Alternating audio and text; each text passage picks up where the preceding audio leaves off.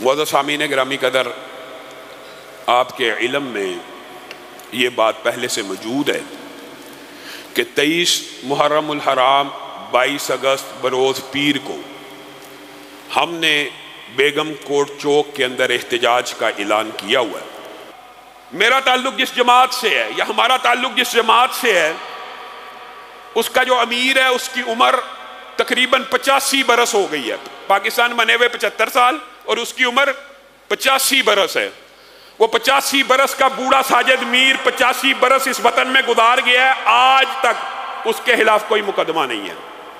اس جماعت کا جو چیف آرگنائزر ہے حافظ ابتسام الہی ظہیر، 50 برس سے زیادہ اس کی عمر ہے، ایک بھی لا قانونیت کا مقدمہ اس پہ موجود نہیں۔ میں ایک ادنا خادم ہوں جماعت کا، 43 برس کا میں ہو گیا ہوں، میرے اوپر ان 43 برسوں میں ایک بھی قانون کی خلاف ورزی کا مقدمہ نہیں ہے۔ ہمارا تعلق اس جماعت سے ہے کہ جس کے امیر سے لے کے کارکنوں تک کسی کے خلاف لا قانونیت کا کوئی مقدمہ درج نہیں ہے۔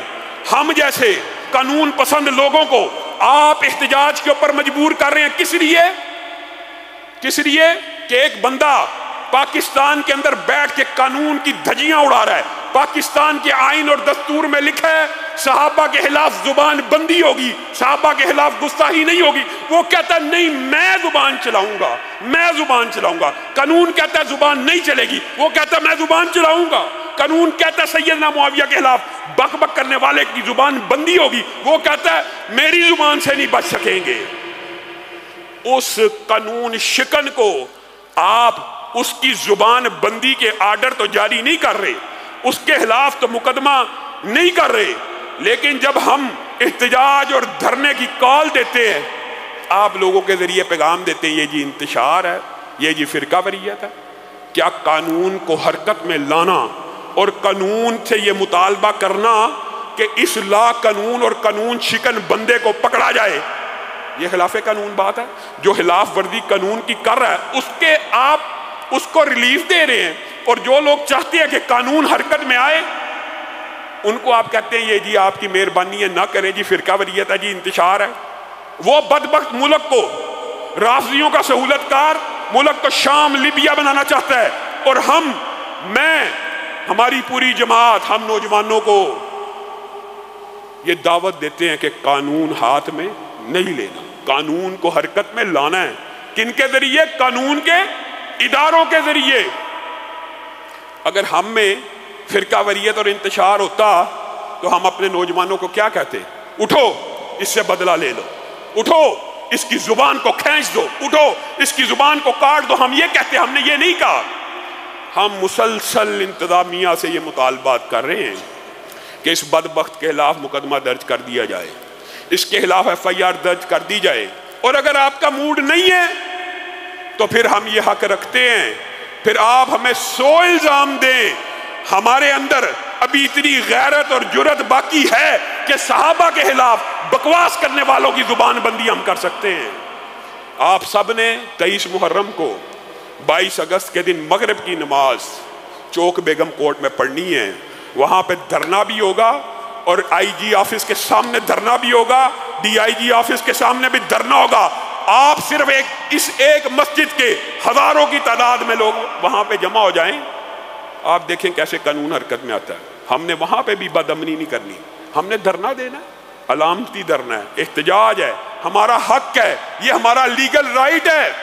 جب تک ایک بھی توہین صحابہ کرنے والا اس دھرتی کے اوپر زندہ ہوگا، اس کے خلاف جب تک مقدمہ درج نہیں کیا جائے گا، ہمارے احتجاج جاری رہیں گے، ہم قانون کو حرکت میں لاتے رہیں گے۔ آپ سب ساتھی شریک ہوں گے، سب ساتھی وہاں پہ شریک ہو، پرامن احتجاجی دھرنا ہوگا، اور اس وقت تک جاری رہے گا جب تک اس بدبخت کے خلاف مقدمہ درج نہیں کیا جاتا۔ اور اگر پہلے ہو جاتا ہے تو ہم تمام احتجاجی کالوں کو واپس لے لیں گے۔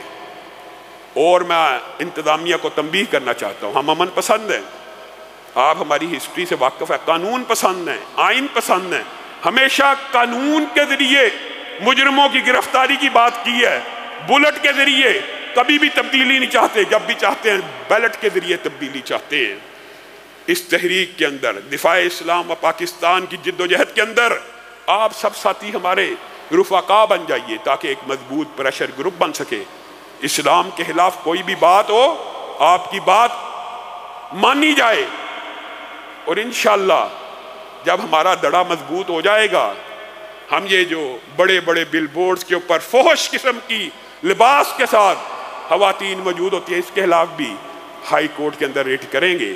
اور اس طرح کی فحاشی اور خلاف اسلام جتنے بھی معاملات ہیں آپ سب ساتھی اگر ہمارا ساتھ دیں تو یہ سارے کے سارے کام ہو سکتے ہیں. اور بات اگر احتجاج کی آئی ہے تو یہ بات بھی میں ساتھ میں مکمل کرنا چاہتا ہوں. گزشتہ دنوں میں جماعت اسلامی نے کل پرسوں کا واقعہ ہے لیسکو کے دفتر کے باہر ایک احتجاجی دھرنا دیا. اس احتجاجی دھرنے کے دوران لیسکو کے ملازمین نے ان کے اوپر تیزاب پھینکا. معزز سامعین گرامی قدر، مجھے ایک بات بتلائیے، یہ جو علامتی احتجاج اور علامتی دھرنے ہوتے ہیں کیا یہ کسی ادارے کے خلاف ہوتے ہیں کہ پالیسی سازوں کے خلاف ہوتے ہیں، پالیسی میکرز کے خلاف؟ لیسکو ایک ایسا ادارہ ہے جہاں سے بل نکلتا ہے جس کے اوپر ظالمانہ ٹیکس موجود ہیں. اگر کسی نے اپنا احتجاج ریکارڈ کرانا ہے وہ لیسکو کے باہر ہی کروائے گا، اور لیسکو کے ملازمین یا لیسکو کے خلاف وہ احتجاج نہیں ہے، یہ ایک علامتی احتجاج ہے. اصل احتجاج کس کے خلاف ہے؟ جس نے ٹیکس لگائے، جس نے پالیسی بنائی، جس نے یونٹ مہنگے کیے. تو لیسکو کے ملازمین کو بھی میں یہ کہنا چاہتا ہوں آپ نے اس احتجاج کے اندر جو درندگی کا اور بربریت کا ثبوت دیا ہے یہ آپ کے شایان شان نہیں ہے. اور پولیس اس پورے احتجاج میں خاموش تماشائی. مثال دے رہا ہوں، اگر کسی کا احتجاج ڈسپرس کرنا ہے، اس کو ختم کرنا ہے، اس کو منتشر کرنا ہے تو یہ کس کا کام ہے؟ پولیس کا، انتظامیہ کا. پولیس اور انتظامیہ تو اس کو منتشر نہیں کر رہی، ان کو پتہ ہے کہ علامتی احتجاج ہے اور پاکستان کے آئین اور قانون کے اندر احتجاج کی پروین اور سہولت موجود ہے کہ جب کوئی بات نہیں مانی جا رہی آپ احتجاج کر سکتے ہیں، آپ کا رائٹ ہے.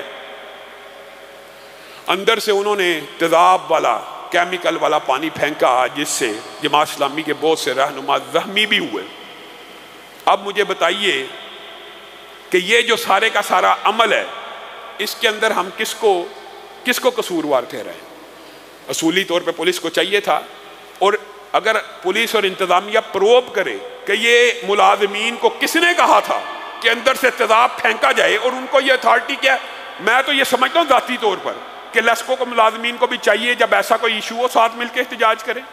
کیا حکومتی ادارے احتجاج نہیں کرتے؟ ڈاکٹرز، استاد، نرسیں، وہ بھی تو احتجاج کرتے ہیں، ان کو بھی چاہیے تھا. یہ تو احتجاج انہی کے حق میں تھا، کوئی بل انہوں نے مہنگا کیا. تو ایک اس قسم کی جو ظلم اور بربریت ہے وہ کبھی بھی نہیں ہونی چاہیے.